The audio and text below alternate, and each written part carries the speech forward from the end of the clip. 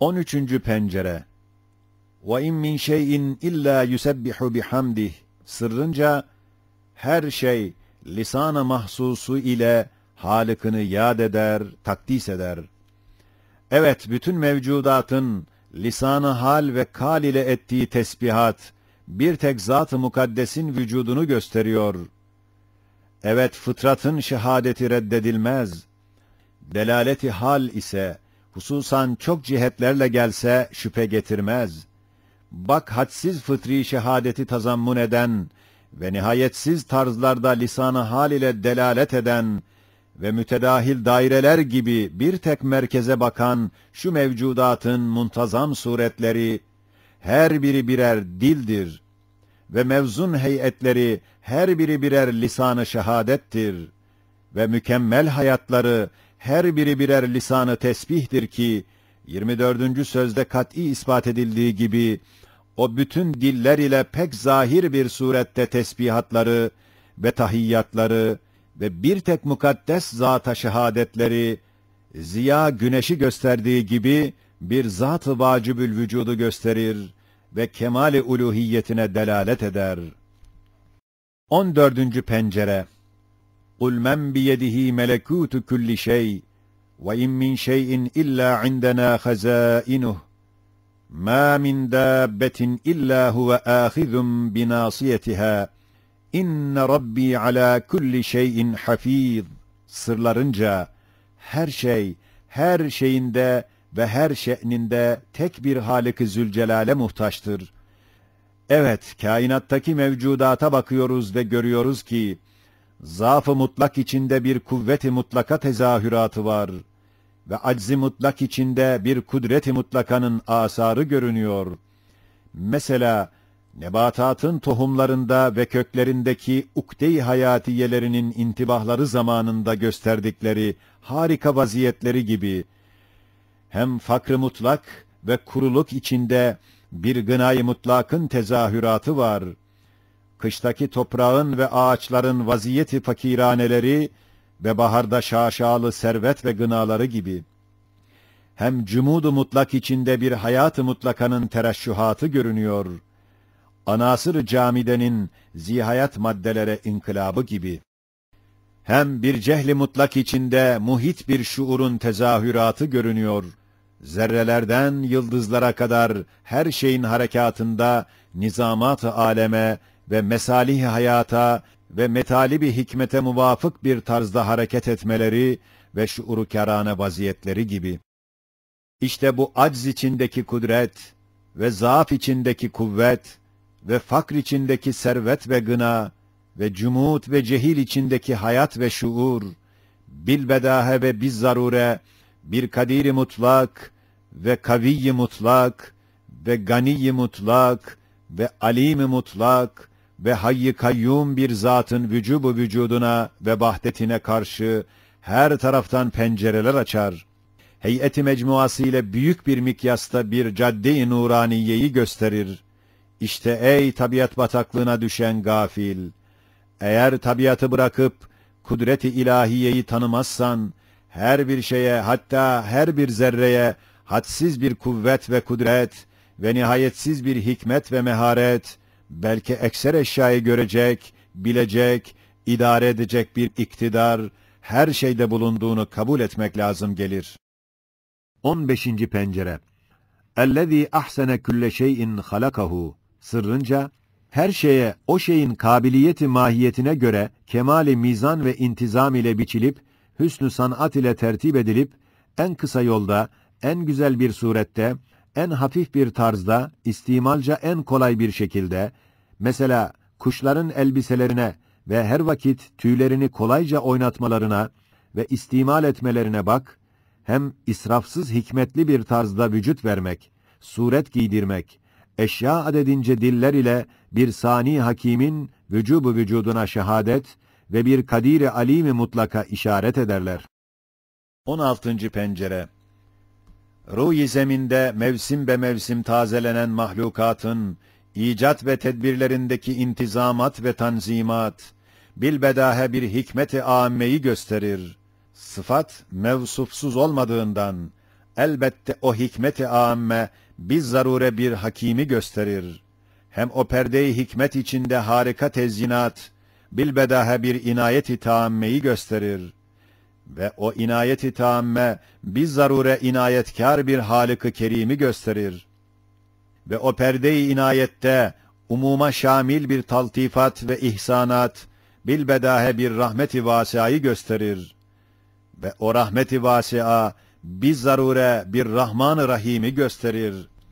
Ve o perde-i rahmet üstünde dahi bütün rızka muhtaç zihayatların layık ve mükemmel bir tarzda iaşeleri ve erzakları, bilbedahe terbiyekârane bir rezzâkiyet ve şefkatkârane bir rububiyeti gösterir.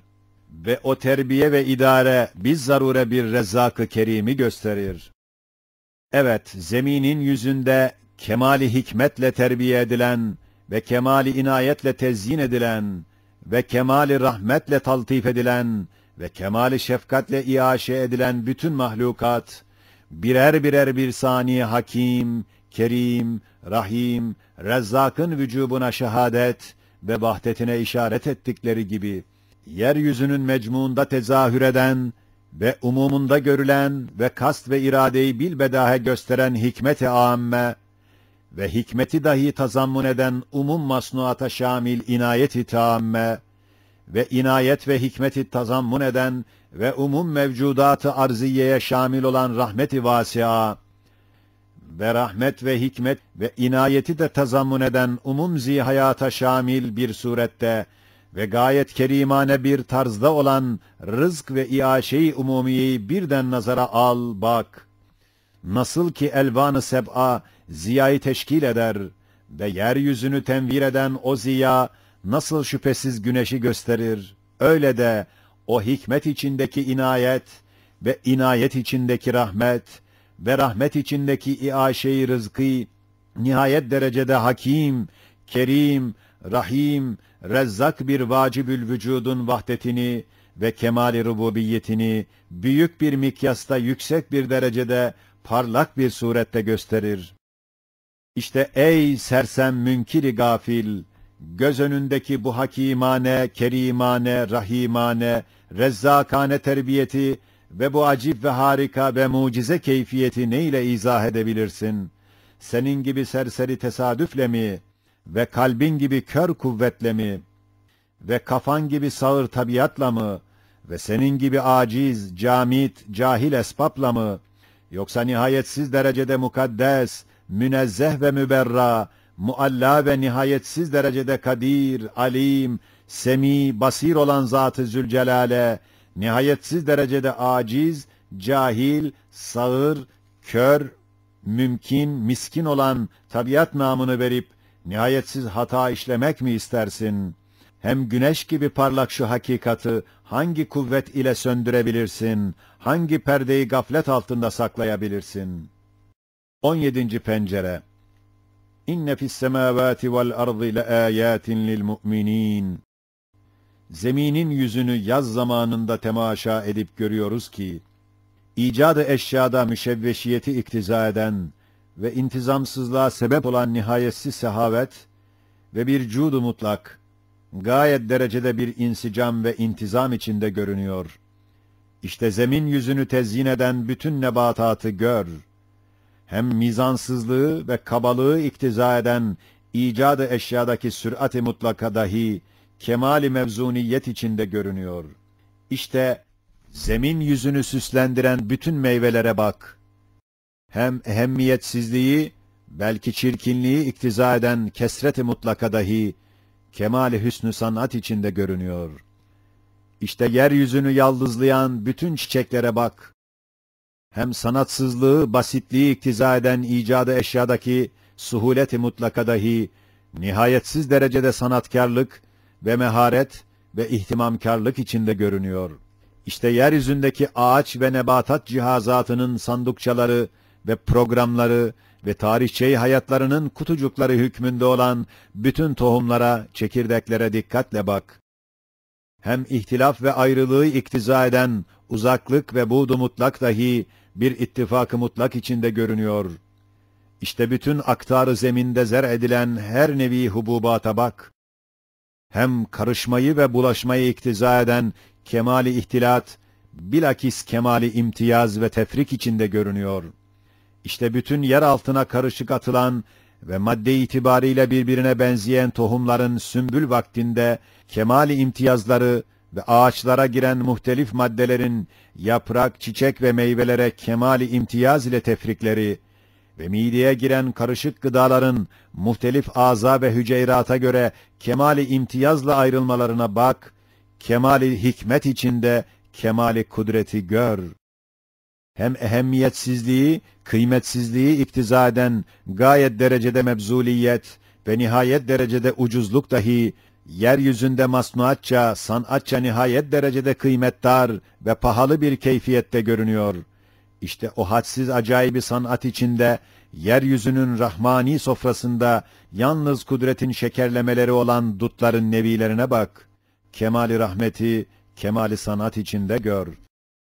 İşte bütün ruh-i zeminde gayet kıymetdarlık ile beraber hadsiz ucuzluk ve hadsiz ucuzluk içinde hadsiz ihtilat ve karışıklık ile beraber hadsiz imtiyaz ve tefrik ve hadsiz imtiyaz ve tefrik içinde gayet uzaklık ile beraber son derecede muvafakat ve benzeyiş ve son derece benzemek içinde gayet derecede suhulet ve kolaylık ile beraber gayet derecede ihtimamkarane yapılış ve gayet derecede güzel yapılış içerisinde sürat-i mutlaka ve çabuklukla beraber gayet derecede mevzun ve mizanlı ve israfsızlık ve gayet derecede israfsızlık içinde son derece çokluk ve kesret ile beraber son derecede hüsnü sanat ve son derece hüsnü sanat içinde nihayet derecede sehavet ile beraber intizam-ı mutlak. Elbette gündüz ışık güneşi gösterdiği gibi bir Kadir-i Zülcelal'in, bir Hakim-i Zülkemal'in, bir Rahim-i Zülcemal'in vücubu vücuduna ve kemali kudretine ve cemali rububiyetine ve vahdaniyetine ve ehadiyetine şehadet ederler. Lehul esmâ'ul husnâ sırrını gösterirler. Şimdi ey biçare cahil, gafil, muannit, muattıl, bu hakikat-ı uzmayı ne ile tefsir edebilirsin?